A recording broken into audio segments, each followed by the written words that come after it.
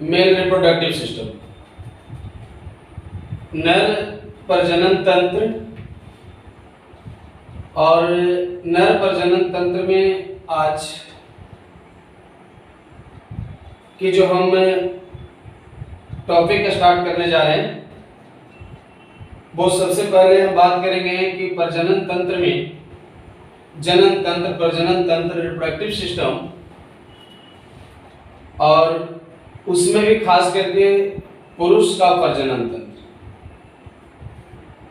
इसमें बहुत सारा फंक्शन और जानकारी को आज शेयर करेंगे कि कहां पर किस तरह की गड़बड़ी आने के कारण प्रजनन क्रिया बाधित हो जाती है। अक्सर अपने जीवन में कुछ इसमें भूल भी हो जाती है, जिसका नतीजा होता है कि आगे का पीढ़ी तैयार कर पाने में असुविधा होता है। तो वो रिप्रोडक्टिव सिस्टम में सबसे पहले हम बात करें टेस्टिस का, वृषण का। तो यहाँ हम डायग्राम में स्पष्ट किया हूं, ये जो स्ट्रक्चर दिख रहा है यही स्ट्रक्चर टेस्टिस का है। टेस्टिस, इसे हिंदी में वृषण के नाम से जानते हैं। यहां भी लिखा हुआ है वृषण के नाम से जानते हैं टेस्टिस को। तो टेस्टिस सबसे इंपॉर्टेंट प्रजनन तंत्र माना गया है, क्योंकि मेल रिप्रोडक्टिव सिस्टम का इंपॉर्टेंस भाग होता है टेस्टिस। और टेस्टिस का स्टडी करने पर स्पष्ट होता है कि यह टेस्टिस गोलीय आकार यानी वृत्ताकार रूप में रहता है। तो वृत्ताकार रूप में रहता है, तो इस वृत्ताकार भाग की बनावट में वैसे टिश्यू का सहयोग मिलती है जो टिश्यू एक दूसरे से कंबाइंड होकर इसे बनाता है, इससे लचीला भी बनाता है और एक्टिव भी बनाता है। तो वैसे टिश्यू कनेक्टिव टिश्यू होते हैं। तो टेस्टिस को बनाने में कोई टिश्यू है तो वह है कनेक्टिव टिश्यू, संयोजी ऊतक। और संयोजी ऊतक का बना हुआ वृषण होता है। साथ ही साथ वृषण एक स्किन वाला लेयर में, यहां पर स्ट्रक्चर में दिख रहा होगा, स्किन का बना हुआ आवरण में लटकता है। तो यह स्किन वाला जो आवरण में लटकता है, ऐसे स्किन वाला आवरण को अस्क्रोटम कहते हैं। स्किन का जो आवरण है उस आवरण का नाम क्या रहता है? अस्क्रोटम, नाम है अस्क्रोटम। तो टेस्टिस जिसमें रहता है अस्क्रोटम, टेस्टिस जिससे बना होता है वो कनेक्टिव टिश्यू। टेस्टिस वास्तव में यह सर्कुलर रूप में है, वृत्ताकार रूप में है। तो इसकी बात अब हम लोग करते हैं लंबाई की। कई बार कॉम्पिटिटिव एग्जाम में पूछता है कि टेस्टिस का मेजरमेंट बताइए, कि टेस्टिस का मेजरमेंट क्या है, लंबाई, चौड़ाई, मोटाई, जहां तक कि वजन, इसका वेट भी पूछता है। तो इसकी बात करते हैं लंबाई का, तो 5 सेंटीमीटर इसकी लंबाई है। किसकी? टेस्टिस का। तो टेस्टिस का 5 सेंटीमीटर लंबाई हो गया, 2.5 सेंटीमीटर 2.5 सेंटीमीटर इसकी चौड़ाई हो जाती है। 10th ब्रेथ क्लियर हो गया। तो अब रही बात इसकी मोटाई का, बताया है दीवार सीधे ऊपर गया, लंबा चौड़ा, एक फ्लैट है तो एक चौड़ा है, और इसका जो मोटाई होगी, कितना मोटा है, 10 इंच 15 इंच जो भी। तो उसी तरह से टेस्टिस का मोटाई भी होती है। तो इसकी मोटाई की बात करते हैं तो इसकी मोटाई 3 सेंटीमीटर इसकी मोटाई होती है टेस्टिस की। अब सोच सकते हैं, ऐसी बात नहीं, यह टेस्टिस जब डेवलप करता है, एक मैच्योर्ड पर्सन की बात कर रहा हूं, एक बचपना की बात नहीं कर रहे हैं, मैच्योर्ड होने पर, परिपक्व होने पर ऐसा होता है, बड़ा होने पर होता है, बच्चों में नहीं ऐसा होता है।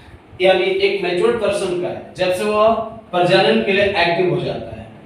तो इसकी अब इसकी वेट की बात किया जाए तो इसकी वेट जो होती है 20 से 25 ग्राम होता है, 20 से 25 ग्राम याद रहे। यानी टेस्टिस का वजन 20 से 25 ग्राम होता है। फिर से बताना चाहें, टेस्टिस स्क्रोटम में होता है, टेस्टिस कनेक्टिव टिश्यू का बना होता है, टेस्टिस की लंबाई, चौड़ाई, मोटाई, वजन इसकी 20 से 25 ग्राम होती है टेस्टिस का। अब आता है बात शरीर का कि आखिर यह टेस्टिस किस जगह पर कैसे व्यवस्थित होता है। तो सबसे पहले मैं बात करूंगा ये जो छाती वाला भाग है, चेस्ट है। चेस्ट के नीचे में एब्डोमिनल कैविटी होती है। चेस्ट कैविटी, एब्डोमिनल कैविटी के निचला भाग जो इसके नीचे का भाग होता है वो वृषण कोश होता है।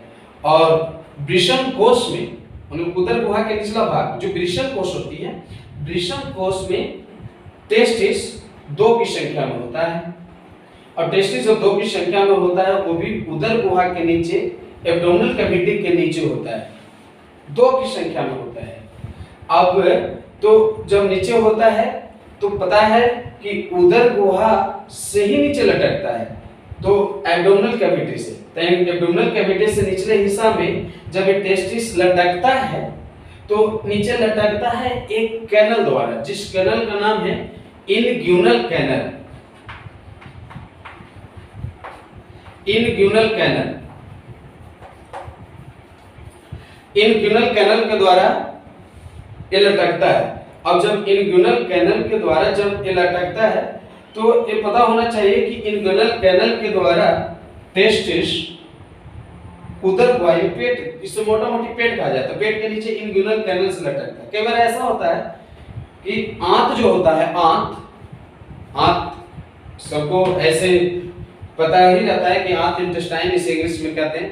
कई बार होता है कि आंत का कोई पोर्शन यानी कोई हिस्सा इनग्यूनल कैनल से होते हुए टेस्टिस में आ जाता है, टेस्टिस में आ जाता है। ये पेट वाला जो भाग है जहां आंत होती है वह इनग्यूनल कैनल के द्वारा ही जब वो आ जाता है टेस्टिस में तो यही पुरुषों में हार्निया पैदा करता है। हार्निया जिस सबको पता है इन, और ऐसे जो हार्निया पैदा होती है उस हार्निया का नाम होता है इनग्यूनल हार्निया। इनग्यूनल हार्निया याद रहे सबको। इनग्यूनल कैनल से आंत का कोई हिस्सा जब टेस्टिस में उतर जाए तो इसी का नाम होता है इनग्यूनल हार्निया। इनग्यूनल हार्निया, तो ये बड़ा भयानक रोग होता है। इसे शल्य चिकित्सा द्वारा ठीक भी किया जाता है, हार्निया को ठीक किया जा सकता है, इसे निदान किया जा सकता है। हार्निया एक प्रकार का डिजीज है जो टेस्टिस से संबंधित होता है। टेस्टिस जो होता है यानी ये आकार जो होती है इसकी बाहरी आकार बड़ा यानी बताइए घुमावदार होती है, संकुचित होता है, मतलब चलते रहता है, मूवमेंट करते रहता है। और यह मूवमेंट करने का कारण होता है ट्यूनिका अल्बुजिनिया। ट्यूनिका अल्बुजिनिया यानी इसकी जो बाहरी आकार होती है ना वो ट्यूनिका अल्बुजिनिया होता है। तो टेस्टिस का जो आवरण है वह आवरण है ट्यूनिका अल्बुजिनिया। ये भी संयोजकता का बन होता है कनेक्टिव टिश्यू का। अब इसके कारण ये मूवमेंट करता है, टेस्टिस जो है मूवमेंट करते रहता है, चलते रहता है। इसलिए चलना जरूरी है क्योंकि इस जगह पर पता होना चाहिए कि formation of a sperm, formation of sperm, sperm की रचना होती है। याद हो, स्पर्म तैयार होता है टेस्टिस में। और जब स्पर्म की क्वालिटी को अध्ययन किया जाए, स्टडी ऑफ स्पर्म, तो पता चलेगा कि स्पर्म का जो बनावट है वो डिपेंड करता है टेम्परेचर पर। टेम्परेचर कम होनी चाहिए। तो टेस्टिस का ताप स्पर्म को जीवित रखने के लिए शरीर के ताप से, शरीर का ऐसे नॉर्मल ताप 37 डिग्री सेल्सियस होती है, तो शरीर के ताप से 2 से 3 डिग्री सेल्सियस ताप, 2 से 3 डिग्री सेल्सियस जो टेम्परेचर होती है वो कम होना चाहिए। 2 से 3 डिग्री सेल्सियस टेम्परेचर बॉडी के टेम्परेचर से कम होना चाहिए ताकि स्पर्म नष्ट न हो सके। और यह टेस्टिस इसीलिए मूवमेंट करते रहता है, चलते रहता है। चलने से टेम्परेचर कम जाता है, तो टेम्परेचर जब कम जाता है तो आसानी से स्पर्म जीवित रहता है, स्पर्म को कोई बाधा नहीं पहुंचती है। क्यों नहीं पहुंचती है? क्योंकि यहाँ टेम्परेचर कम होता है। ऐसे पता होना चाहिए, यह जो स्पर्म होता है बॉडी से बाहर रिलीज कर दिया जाए ना, तो मात्र हवा में 12 सेकेंड ही जिंदा रहता है। 12 सेकेंड ही स्पर्म जिंदा रह सकता है बॉडी से बाहर। अब यह स्पर्म को रखने के लिए यानी कितना व्यवस्था देना होता होगा, कितना तरीके से रखना पड़ता है, बॉडी में किस तरह से मेंटेन करता है, वो तो हमारा बॉडी का बनावट पर डिपेंड करता है। तो इसलिए हवा में 12 सेकंड का ही लाइफ होती है और 2 से 3 डिग्री सेल्सियस ताप यहाँ कम होता है, इसलिए वह स्पर्म जीवित रहता है। अब बात आती है आगे, तो स्पर्म टेस्टिस में बनता है, ये ठीक बात है, लेकिन स्पर्म को जब यहाँ बनता है तो उसकी रचना देना, स्पर्म को स्फूर्ति पैदा करना, यानी स्पर्म में स्पीड एवं रचना एक सेल के माध्यम से तैयार होता है। स्पर्म की रचना एवं उसकी स्फूर्ति, ताकत और गति, स्पर्म में गति एवं उसकी रचना तैयार होती है एक सेल के माध्यम से। उस सेल को हम लोग जानते हैं सर्टोली सेल। देखिए टेस्टिस के अंदर में ही होता है सर्टोली सेल।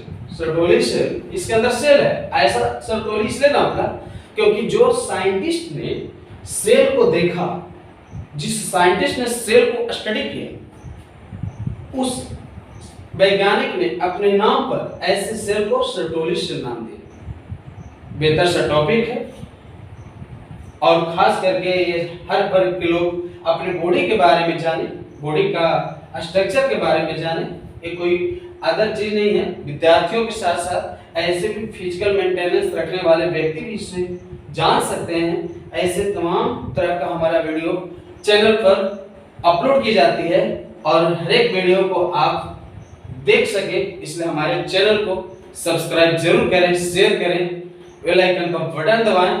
और मैं फिर से कहना चाहूंगा कि हर एक वीडियो को देखते रहने के लिए चैनल को जरूर सब्सक्राइब करें।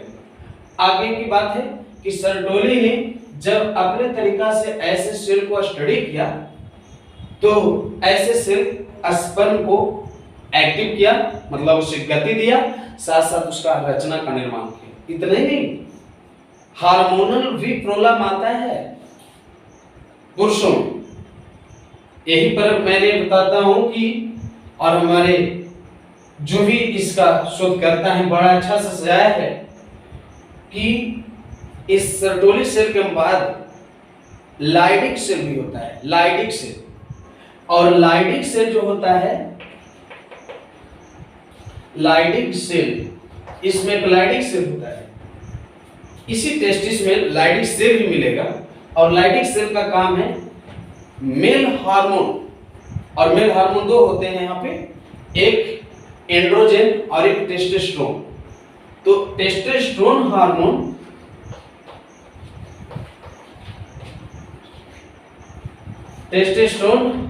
के साथ साथ एंड्रोजन, खास करके एंड्रोजन हार्मोन जिसके द्वारा तैयार होता है ये हार्मोन, तो एंड्रोजन हार्मोन जिससे के द्वारा तैयार होता है वो लाइडिक सेल है, यानी लाइडिक सेल के द्वारा एंड्रोजन हार्मोन तैयार होता है। अब जानिए कि आखिर ये हार्मोन का काम क्या हुआ। बराबर हार्मोनल दोष होती है, ऐसी बात नहीं है।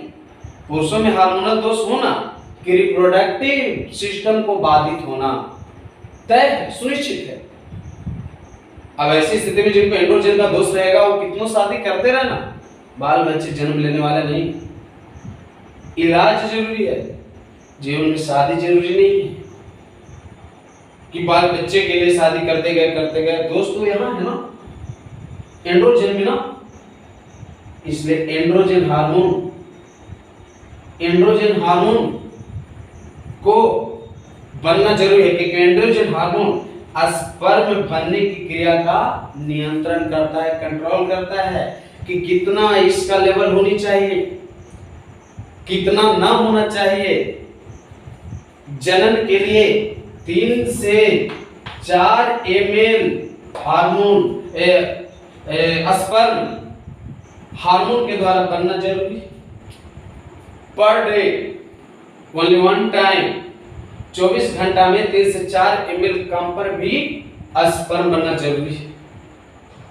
यदि इतना स्पर्म नहीं बन पाता है और यह सेवन के रूप में होता है और 3 से 4 ml यदि बनता है तो इसमें 2 पार्ट्स होते हैं। फर्स्ट जो पार्ट होता है वो स्पर्म होता है जो 10% होता है, और 90% इसको देखा जाए तो जो ये स्पर्म होता है 3 से 4 ml में 10% स्पर्म होता है, बाकी 90% वाटर जैसा पदार्थ होता है, पानी जैसा पदार्थ होता है, उसे सेमिनल प्लाज्मा कहते हैं। सेमिनल प्लाज्मा, उसका नाम है सेमिनल प्लाज्मा। ये भी याद रखना पड़ता है कि 3 से 4 ml सेमेन में स्पर्म कितना परसेंट होता है और सेमिनल प्लाज्मा कितना परसेंट होता है, स्पष्ट याद रखना पड़ता है। तो सेमिनल प्लाज्मा 90%, स्पर्म 10%। स्पर्म को जिंदा सेमिनल प्लाज्मा ही रखता है। यदि सेमिनल प्लाज्मा है तो स्पर्म जिंदा रहेगा, इसमें कोई दुविधा वाली बात नहीं, कोई डाउट वाली बात नहीं। स्पर्म को जिंदा सेमिनल प्लाज्मा रखता है। और स्पर्म को और भी हम मेंटेन देने के लिए इसका हाइड्रोजन का सांद्रण भी ख्याल रखना पड़ता है कि इसका जो स्पर्म का जो स्थिति है, स्पर्म जो है उस स्पर्म का जो वैल्यू है, पीएच वैल्यू जिसको मानते हैं, तो इसका जो पीएच वैल्यू दिखना चाहेंगे तो पीएच वैल्यू इसका होता है 7.3 से 7.3 से 7.5, 7.3 से 7.5 इसका पीएच वैल्यू होता है। अब स्वाभाविक है कि 7 से ऊपर होना विष होता है, क्षार होता है। इसका मतलब कि स्पर्म जो है वो क्षारीय पदार्थ है, इस पर अम्ल का प्रभाव पड़ा तो समस्या पैदा हो सकती है। इसलिए यानी पीएच वैल्यू के हिसाब से देखा जाए तो इसका 7.3 से 7.5 इसका पीएच वैल्यू होती है। अब यहाँ फिर से मैं एक बार इसे रिपीट करना चाहूँ कि मेल रिप्रोडक्टिव सिस्टम का मेन पार्ट होता है टेस्टिस, जो होता है संयोजी ऊतक का बना हुआ, यह जिस आवरण में रहता है उसका नाम स्क्रोटम होता है। और इसकी लंबाई की बात करते हैं तो 5 सेंटीमीटर, चौड़ाई 2.5 सेंटीमीटर, मोटाई 3 सेंटीमीटर, और इसकी वजन की बात करते हैं तो 20 से 25 ग्राम इसकी वजन होती है टेस्टिस का। एक टेस्टिस का दोनों मिला दिया जाए तो 50 ग्राम हो जाए। इसलिए अब तो आगे है इसमें इंग्यूनल कैनल जिसके द्वारा लटकता है। इंग्यूनल कैनल कहते हैं, इंग्यूनल कैनल में यदि आंत का कोई भाग आ जाए इंग्यूनल हार्निया कहलाता है। यह संयोजी ऊतक का लेवल पे होता है, लेयर बना होता है, ट्यूनिकल गुजनिया कहते हैं। इसके द्वारा स्पर्म रिलीज होता है क्योंकि बॉडी के टेंपरेचर से टेंपरेचर 2 से 3 डिग्री सेल्सियस कम होता है ताकि स्पर्म नष्ट न हो सके। साथ साथ इसके अंदर सर्टोली सेल होता है। सर्टोली सेल आता है कि स्पर्म का निर्माण किस सेल के माध्यम से होती है, तो होना चाहिए सर्टोली सेल। स्पर्म का निर्माण सर्टोली सेल, स्पर्म का निर्माण सर्टोली सेल से। और स्पर्म को बनाने वाला hormone Leydig cell, Leydig cell, Leydig cell. Sperm का निर्माण हार्मोन, वह हार्मोन एंड्रोजन, और एंड्रोजन का निर्माण लाइडिंग सेल। लाइडिंग वैज्ञानिक अपने नाम पर, सर्टोली अपने नाम पर, सर्टोली सेल सर्टोली वैज्ञानिक में, लाइडिंग सेल लाइडिंग वैज्ञानिक में देने का कार्य किया। 24 घंटा में 3 से 4 ml, 24 घंटा में 3 से 4 ml। इसमें 90% पानी जैसा पदार्थ जिसका नाम सेमिनल प्लाज्मा, 10% स्पर्म, 10% स्पर्म। इसका पीएच मान 7.3 से 7.5 ये होता है क्षार, इसका सांद्रण होना जरूरी है। तो इस तरह से यानी आज ये टॉपिक को हमने क्लियर कर पाए और इस टॉपिक को आप यानी हमेशा याद रखें जब आप कॉम्पिटिटिव स्टूडेंट बनना चाहते हैं। साथ ही साथ अगला जो हम वीडियो लाएंगे हम इस डायग्राम को डिटेल देंगे। इसका जो नेक्स्ट वीडियो हम जो अपलोड करेंगे ये पूरे डायग्राम का डिटेल हम जानकारी देंगे। आज का वीडियो में इतना ही। आज का वीडियो देख करके जो आपको अच्छा लगा होगा तो हमारे चैनल को सब्सक्राइब करना ना भूलें। जय हिंद।